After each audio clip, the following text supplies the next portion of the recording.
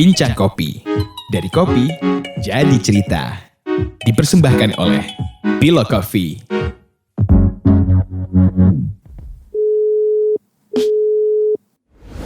Halo Mas Habib, ini saya Dian dan... Halo, saya Maria. Halo Mas Dian dan Mbak Maria. Boleh perkenalkan dulu Mas dirinya?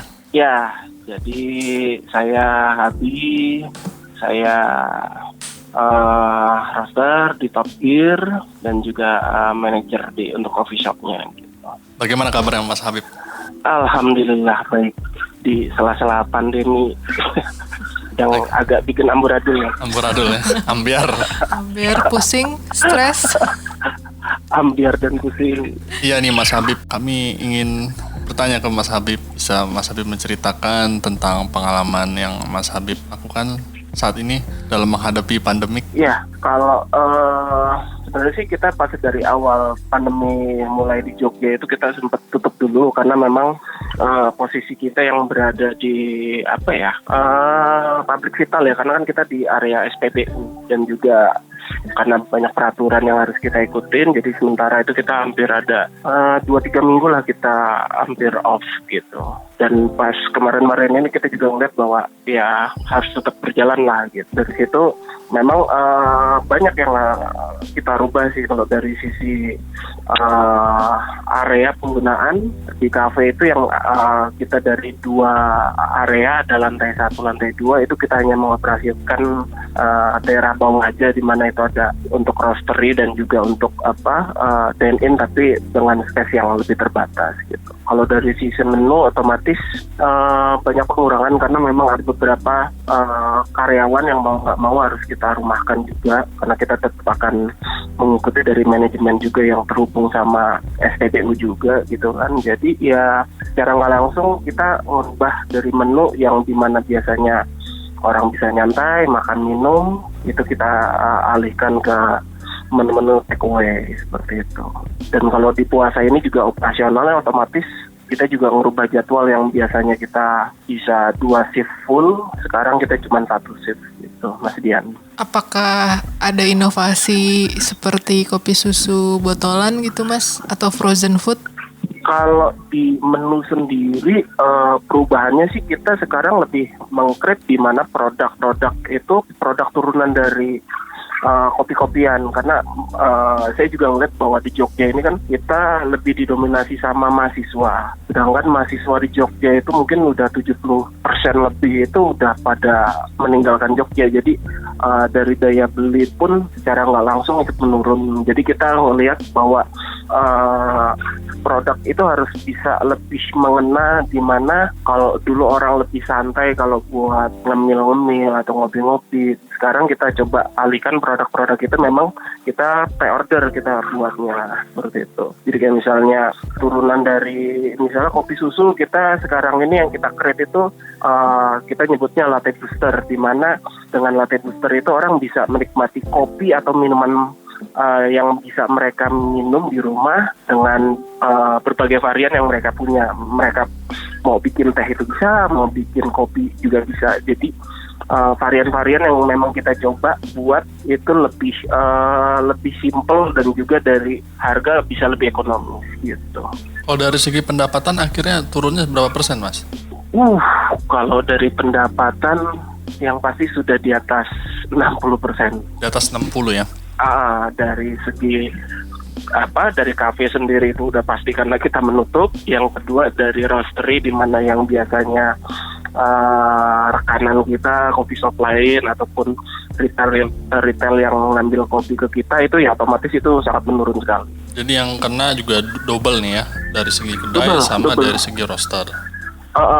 Jadi kalau kita kan kita bisa bilang memang coffee shop kita agak berbeda karena kita manajemen kan menyatu dengan SPBU ya, di mana satu area itu ya semua kena dampak semua. Kan pandemik ini sebagian besar orang nganggapnya bakal panjang gitu. Vaksinnya diduga 1 tahun gitu kan, dibutuhkan waktunya.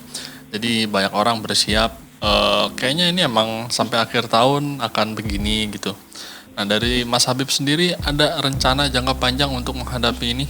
Kalau buat saya sendiri sih ngelihat bahwa udah bertahun-tahun ya, maksudnya coba jalan di lini F&B kayak gini, memang ini satu proses yang luar biasa di mana belum pernah ngalami sebelumnya. Kalau kita mempunyai planning ke depannya, saya belum bisa berani katakan bahwa itu akan bisa berjalan, karena kalau sekarang kita hanya melihat dari aktivitas pemerintahan di Jogja sendiri, habis itu juga ngelihat dari konsumen kita juga gitu, ngelihat daya beli, karena memang sangat berpengaruh sekali dengan apa yang coba kita create, apa yang kita sudah program, apakah bisa berjalan atau enggak. Jadi memang kita ngelihat kalau sekarang fasenya ya step by step, bisa kita bilang seperti itu. Jadi tiap bulan coba kita lihat apa yang bisa kita lakukan gitu. Jadi adaptif aja sama keadaan gitu Mas ya? Iya, jadi memang ya kalau saya bisa bilang sih mungkin hampir teman-teman di Jogja pun ya kita hampir sama semua lah. Jadi kita melihat bahwa situasinya seperti ini ya, yang bisa kita lakukan hanya masih bisa seperti ini. Belum lagi juga kalau mungkin di Jakarta sudah ada PSBB kayak gitu, kalau kita di Jogja ya tetap ada batasan waktu di mana jam 9 kayak gitu kita harus sudah meng-closingkan aktivitas kita gitu. Tapi PSBB belum ada ya Mas? Kalau di Jogja sendiri belum ada, karena memang kalau Jogja dilakukan seperti di Jakarta, mungkin dari pemerintah daerahnya mungkin belum siap seperti itu Mas. Di mana hampir didominasi Jogja ini kan sama UKM Mas gitu. Kami turut prihatin juga ya Mas ya mendengar bahwa tempat Mas Habib pun juga ikut merumahkan gitu. Emang ini pasti berat sekali kan mengambil keputusan seperti itu ya. Tapi mau iya makanya di Jakarta pun ada satu tempat bisa sampai belasan sampai puluhan bahkan dirumahkan pekerjanya. Iya, cuman kalau di sini kan karena mungkin kita dari segi community masih agak besar ya, maksudnya bisa komunikasinya masih terjalin baik. Jadi kita ngeliat sendiri pun dalam waktu di 1-2 minggu terakhir ini coffee shop itu udah mulai buka, mungkin udah ada sekitar 40 lebih lah yang sudah buka gitu. Mulai buka kembali gitu ya? Iya, buka tipis-tipis lah kalau kita bisa bilang gitu, karena memang ya harus tetap berjalan ya dari segi perekonomiannya juga gitu Mas. Apakah pas puasa ini gimana Mas? Makin turun kah atau malah jadi ternyata meningkat gitu penjualannya? Secara otomatis sih biasanya menurun, karena memang ya tadi karena aktivitas mungkin yang berpuasa banyak yang mengalihkan polanya,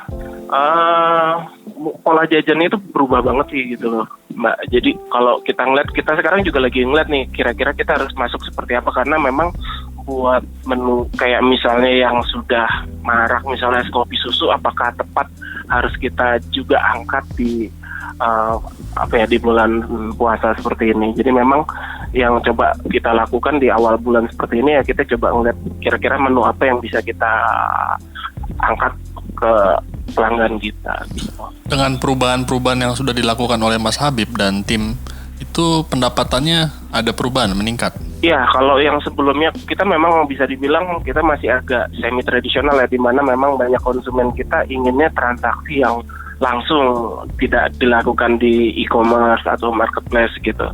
Nah, sekarang mau nggak mau itu agak kita giring konsumen-konsumen kita bahwa lebih mudah mungkin bertransaksinya secara online dan juga banyak fasilitas lain yang diberikan. Jadi solusinya seperti itu. Jadi mungkin kalau dari segi penjualan memang cukup meningkat dibandingkan offline kita gitu. Dan itu buat saya sih ya sangat perlu dilakukan ya kalau untuk saat ini gitu Mas. Peningkatannya sampai kalau untuk normal sebelumnya? Oh belum bisa masih belum ya? Masih belum cukup meningkat, tapi kalau dibilang signifikan tidak gitu, karena memang otomatis dari segmen sendiri kan kita lebih banyak untuk Pulau Jawa sendiri gitu, sedangkan ini kita ngelihat sendiri untuk pengiriman luar Jawa ini untuk beberapa konsumen kita udah hampir berapa hari nih ya, 4-5 hari aja barang belum sampai. Jadi itu lebih buat konsumen mungkin jadi lebih was-was ini kapan barang saya bisa datang. Jadi kalau saat ini memang saya lebih ngeliat bahwa untuk pasar kita khususkan untuk di Jateng ataupun Jawa dulu lah gitu. Kalau untuk luar pulau ya tadi karena memang di hampir Teknis. seminggu ini kita ngalamin bahwa penurunan lambatnya dari kurir pengiriman. Oke. Baik Mas Habib, kalau dari kami itu dulu, mungkin Mas Habib ada yang mau ditambahkan? Ya, kalau dari saya sendiri sih, mari bareng-bareng lah. Kalau buat saya, kita hadapin pandemi ini, apalagi untuk kopi ya, untuk orang-orang kopi ini.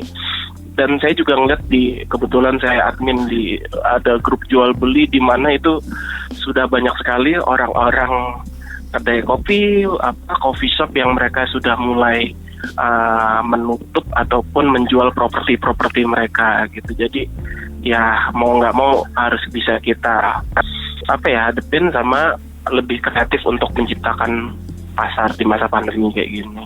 Seperti itu Mas Dian dari saya. Baik, terima kasih Mas Habib ya atas waktunya untuk Mas berbagi Dian. cerita tentang apa yang dilakukan oleh Mas Habib dan Topjir.